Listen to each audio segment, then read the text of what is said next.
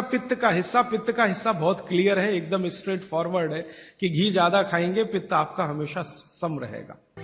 और ज्यादा घी खाने का जो समय है वो बारिश के दिनों में और ये जो गर्मी के दिन होते हैं ना, उस समय घी ज्यादा खाइए ताकि पित्त को कंट्रोल करके रखे। और वात के लिए मैं पहले ही बता चुका हूं, शुद्ध पित्त। अभी ये जितनी बात है आप सोचो कितनी सरल है, बस हमें अपनी जीवन शैली में थोड़ा बदलाव करना है। जीवन शैली में बदलाव से पहले मन में संकल्प लेना है कि जी हम तो ऐसे ही चलेंगे, दुनिया जिधर जाए जाए, हमें उससे मतलब नहीं, हम तो ऐसे चलेंगे। तो ये 3 चीजें अगर आपने देख ली तो बहुत अच्छा है। अब थोड़ा आगे चलें, अब और दूसरी चीजों पे मैं चलता हूं कि और कौन कौन सी चीजें हैं जो आपके आसपास हैं और आपके वात पित्त कफ तीनों को सम पे लाने में मदद कर सकती है। ये तीनों समभाग में रहें तो अच्छा होता है। और कौन कौन सी चीजें हैं? तो भागवती जी कहते हैं रसोई के बाहर जाने की जरूरत ही नहीं, सब वहीं है। भागवती जी ने एक सूत्र लिखा है, दुनिया का सबसे बड़ा औषधि केंद्र हमारा रसोई घर है। सबसे बड़ा औषधि केंद्र रसोई घर है। अब दुर्भाग्य से हम रसोई में जिनको मसाला कहते हैं ना, मसाला, वहां मसाला कुछ नहीं है, सब औषधि है। मसाले का और औषधि का अंतर मालूम है? ये मसाला तो शब्द ही भारत का नहीं है, पहले तो ये बता दूं। ये अरबिक शब्द है, फारसी से अरबी में आया, अरबी से हमारे घुस गया, हिंदी में और जगह जगह घुस गया। ये विदेशी आए तो ये शब्द भी आया। हिंदुस्तान में 17वीं 18वीं शताब्दी का साहित्य जब मैं पढ़ता हूं तो जब तक मुगलों का राज्य रहा तब तक मसाले शब्द का बहुत उपयोग है। मुगलों के राज्य के पहले एक भी जगह किसी भी शास्त्र में मसाला नहीं है। चरक संहिता पढ़ी मैंने, कहीं भी मसाला नहीं है उसमें। सुश्रुत में कहीं मसाला नहीं है, बागवट की कहीं मसाला नहीं है। पुराने जितने लेखक हुए हैं ना 10वीं शताब्दी के पहले के, कहीं भी किसी ने मसाले शब्द का इस्तेमाल ही नहीं किया। हर जगह है तो औषधि है, औषधि औषधि, जीरा औषधि, धनिया औषधि, ये औषधि के रूप में है। तो इनकी जो प्रॉपर्टीज हैं रसोई घर की, औषधियों की, ये सब आपके चिकित्सा के लिए है। अब मुझे समझ में आता है कि हमारे पुराने जमाने की माताएं बहनें, जो हमारी दादी हैं, नानी हैं, उन्होंने अपनी अपनी बेटियों को जो कुछ सिखाया, सब्जी बनाना तो क्या क्या डालना, जीरा चाहिए, धनिया चाहिए, हींग चाहिए, मात्रा कितनी कितनी चाहिए, वो सब बड़े वैज्ञानिक और चिकित्सक लोग रहे होंगे। क्योंकि रोज हमारे शरीर में वात पित्त कफ की स्थिति सम और असम होती रहती है। आप जानते हैं सुबह जो है ना वात ज्यादा होता है शरीर में, सुबह सुबह, दोपहर को पित्त ज्यादा होता है, शाम को कफ ज्यादा होता है। तो ये पूरे 24 घंटे में ऊपर नीचे होता रहता है। तो 24 घंटे में जो वात पित्त कफ ऊपर नीचे होता रहता है, तो सब्जियों में उसी के हिसाब से औषधियां डाली जाती है।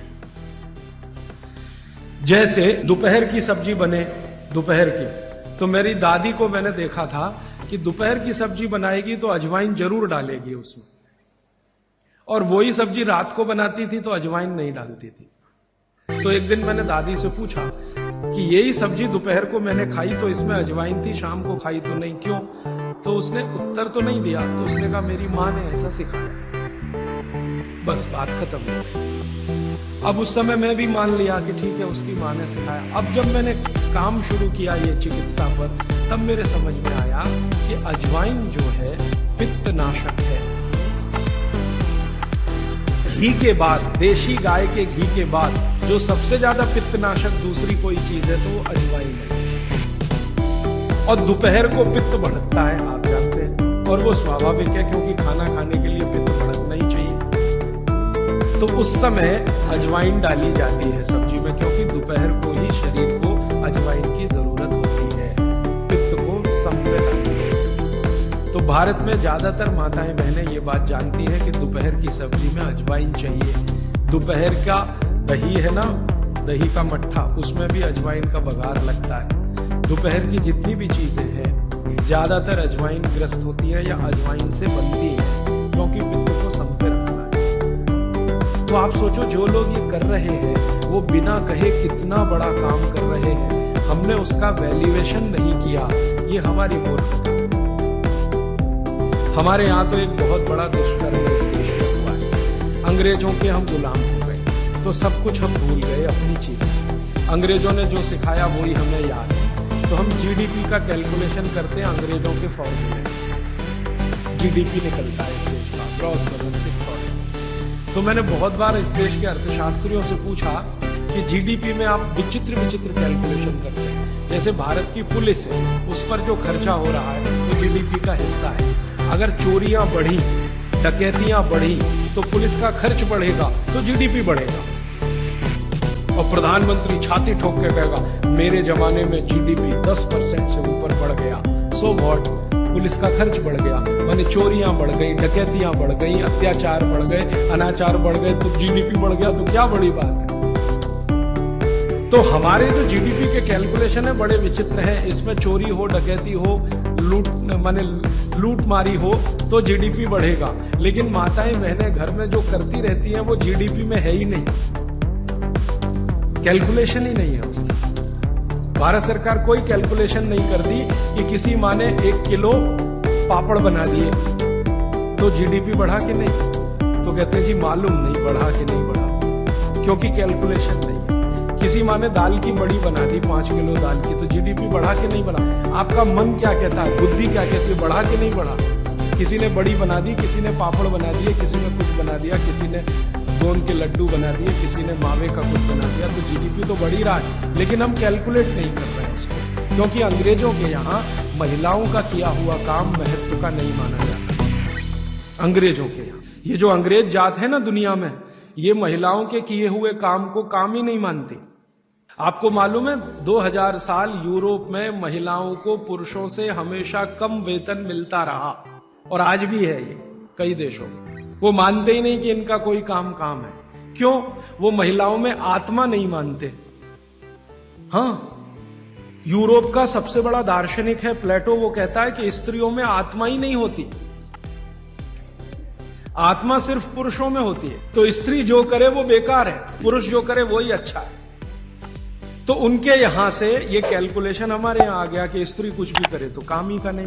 तो अंग्रेजों का 200-250 साल जो राज चल गया, उसमें हम सब के दिमाग खत्म हो गए, सोचना विचारना बंद हो गया, तो हमने भी वही मान लिया। मैं अब इसको बदलना चाहता हूं, और मैं ये समझना चाहता हूं और समझाना चाहता हूं कि स्त्रियां जो कर रही हैं वो किसी डॉक्टर से कम नहीं है। बस अंतर इतना है कि डॉक्टर को आप फीस देकर उससे एडवाइस ले रहे हैं, हमारी दादी नानी फोकट में वही एडवाइस दे रही है, धनिया खाओ, जीरा खाओ और ये अजवाइन खाओ, आपके पेट की गैस खत्म हो जाएगी। और ये 3500 साल से वैसे का वैसा ही है, अजवाइन खाओ तो गैस खत्म होती ही है। कभी भी आप करके देख लो। आप में से किसी को भी बहुत गैस बनती हो, पेट में एसिडिटी की तकलीफ हो, आज से शुरू कर दो। आप खाना खाया तो उसमें ध्यान रखो अजवाइन ज्यादा रहे, दाल में, सब्जी में वगैरह में। और अगर नहीं कर पा रहे हैं तो खाना खत्म करते ही थोड़ी अजवाइन खा लो। अजवाइन ज्यादा तकलीफ ना कर दे, उसका बैलेंस है काले नमक के साथ, तो थोड़ा अजवाइन और काला नमक मिला के हर खाने के बाद खा के देख लो। 3 दिन में ना आपकी गैस बंद हो तो आप जो कहो मैं हारने को तैयार।